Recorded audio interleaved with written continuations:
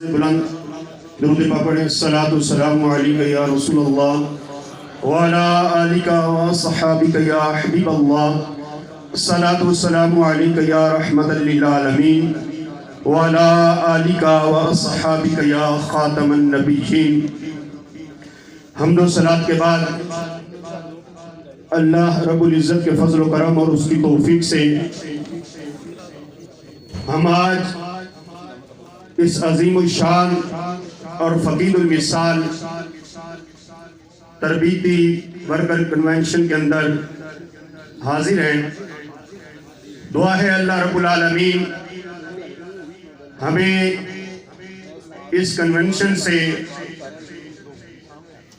اپنی اصلاح اور تربیت کرواتے ہوئے اپنے علاقوں میں جا کر شب و روز احسن طریقے سے تحریک کے کام کو تیز سے تیز کرنے کی توفیق عطا فرمائے۔ چونکہ وقت بالکل مختصر ہے، چند منٹ ہیں، دو تین باتیں آپ نے دیکھا ہوگا۔ یہ ملک پاکستان جس کو حاصل کرنے کے لیے ہمارے بزرگوں نے بے شمار قربانیاں دیں، اور اگر ان قربانیوں کا تذکرہ کیا جائے تو ہمارے رونگٹے کھڑے ہو جائیں، جسم کی لو کانپ جائے۔ ایک مورخ لکھتا ہے کہ جب پاکستان معرض وجود کے اندر آیا اور ہمارے بزرگ، ہماری مائیں اور بہنیں، بہو اور بیٹیاں، نوجوان اور بچے جب ہندوستان کو چھوڑ کر پاکستان میں داخل ہو رہے تھے تو ایک جگہ پر کچھ ہندو اور سکھ جو ہے وہ درندے بھنگڑے ڈال رہے تھے۔ وہ کہتا ہے میں نے جب آگے ہو کر دیکھا تو وہاں پر مسلمان عورتوں کے کٹے ہوئے سر اور دھڑ پڑے ہوئے تھے۔ وہاں پر ہندو اور سکھ درندے جو ہیں وہ ان مسلمان بچیوں اور عورتوں کے کٹے ہوئے سر اور دھڑ اور پستان پڑے ہوئے تھے، جہاں پر ہندو درندے اور سکھ جو ہیں وہ بھنگڑے ڈال رہے تھے۔ اسی طرح ایک ٹرین کا ڈبہ جس کے اندر مسلمانوں کے سر تھے وہ پورے کا پورا بھرا ہوا جو ہے وہ قائد اعظم رحمۃ اللہ علیہ کی طرف بھیجا گیا کہ یہ تمہیں پاکستان بنانے کی خوشی میں یہ ہماری طرف سے تحفہ ہے۔ تو آج 75 سال سے اس ملک کے اوپر وہ لوگ مسلط ہیں۔ کسی نے اس ملک کے اندر 35 سال 40 سال حکومت کی ہے۔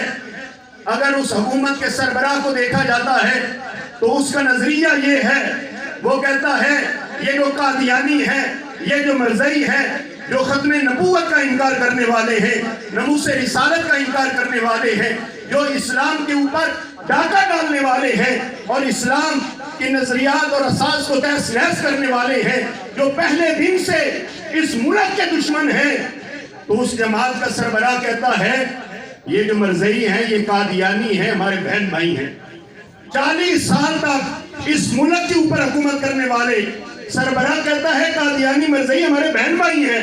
ایک جماعت کا سربراہ، اس کا اب موجودہ یہاں پر ہمارے ملک کا وزیر خارجہ ہے، وہ کہیں مورتیوں پہ جا کر جو ہے وہ دودھ ڈال رہا ہے۔ اسی طرح آپ دیکھتے جائیں، ایک ایک جماعت کو چیک کریں۔ ابھی یہ 3-4 دن پہلے کی بات ہے، سندھ اسمبلی کے اندر وہاں پر ہمارے تحریک لبیک پاکستان کے ایم پی اے مفتی محمد قاسم فخری صاحب، انہوں نے کہا یہ میرے بات نوٹس میں آئی ہے، گزشتہ اجلاس میں نہیں تھا تو نماز کا وقفہ نہیں دیا گیا۔ انہوں نے کہا کیا نماز یہ اپنے میرے لیے پڑھنی ہے؟ اگر میں اسمبلی اجلاس میں آؤں تو وقفہ مل جاتا ہے، اگر میں غیر حاضر ہوں تو آپ جو ہے وہ نماز کے لیے وقفہ نہیں دیتے۔ یہ عجیب مذاق ہے، یہ عجیب تماشا ہے۔ جب انہوں نے اس کے اوپر بات اٹھائی، کہا اسے قانون کا حصہ بنایا جائے، جو 15 منٹ وقفہ نماز ہیں وہ دیا جائے، تو آپ نے دیکھا ہوگا، ویڈیوز موجود ہیں، وہ پوری اسمبلی کو چلانے والا وہ اسپیکر جو اوپر بیٹھا ہوا ہے، کیسے لوگ ہمارے اوپر مسلط ہیں. وہ کسی نے کہا برباد گلستہ ہونے کو ایک ہی الو کافی تھا. یہاں ہر شاخ پہ الو بیٹھا ہے، انجام گلستان کیا ہوگا. وہ اوپر سے کہتا ہے مفتی صاحب آپ مذہب کی باتیں نہ کریں، آپ یہاں پر اسلام کی باتیں نہ کریں. آہ اسلام تیرے چاہنے والے نہ رہے، جن کا تو چاند تھا وہ حالے نہ رہے. وضع میں نصارہ تمدن میں حنود، یہ مسلمان ہیں جنہیں دیکھ کے شرمائیں یہود. یہ لوگ ہمارے اوپر مسلط ہیں اور ہم کیا کہتے ہیں؟ نہیں جی ساڑھا سیاست نال کوئی تعلق نہیں، اسی تصویر مسلح والے لوگ ہاں، یہ سیاست ساڑھا کام نہیں. یہ ہمارے بزرگ جو وصال فرما گئے ہیں پیر سید شبیر حسین شاہ صاحب بادی، وہ الیکشن لڑتے تھے تو ان کے پاس نا کوئی دوسری جماعت کے لوگ آئے اور آگے کہنے لگے حضرت آپ تو سید زادے ہیں اور لو لاکھ کے مالک ہیں، آپ کو اس سیٹ کی کیا ضرورت ہے؟ تو شاہ صاحب آپ کو پتہ ہے ذرا بڑے جناح آدمی تھے، کہنے لگے جناب 9 لاکھ تسی لے لے ہو نا، یہ ایم پی اے کی سیٹ میں نو دے دے. ہاں جی بس ہی جو 9 لاکھ دے مالک ہاں تے 9 لاکھ تسی لے لو تے جڑی ایم پی اے کی سیٹ ہے میں نو دے دے.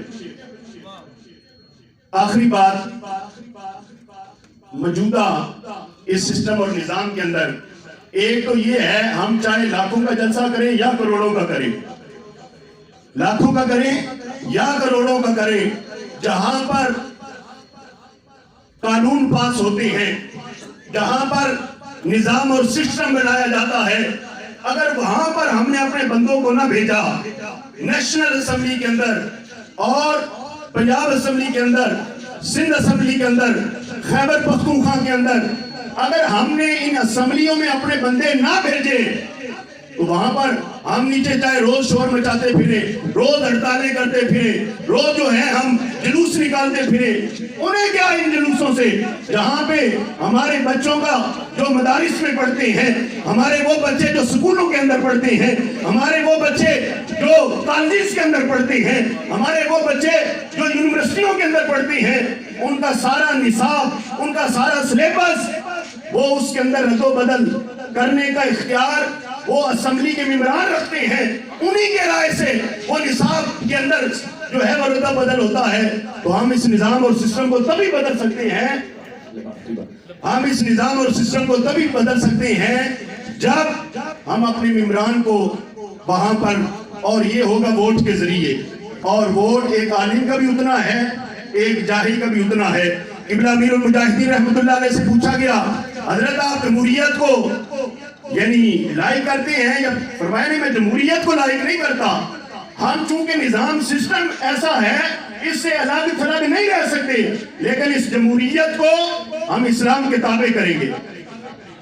تو 55% ووٹ جو ہے وہ خواتین کا ہے اور 45% ووٹ سسٹم وہ مرد حضرات کا ہے. تو ہمیں چاہیے ہماری وہ مائیں بہنیں بہو بیٹیاں جو پڑھی لکھی ہیں، نظریاتی طور پر جماعت کے ساتھ وابستہ بھی ہیں، انہیں اپنی پیپلز باڈیز کے اندر جو ہے وہ شامل کریں تاکہ یہ نہ ہو کہ پولنگ ایجنٹ کے طور پہ وہاں دوسری جماعتوں کے لوگ موجود ہوں اور وہاں پہ ہمارا جو ہے خواتین میں پولنگ ایجنٹ بھی نہ ہو. دعا ہے اللہ رب العالمین ہمیں اخلاص کے ساتھ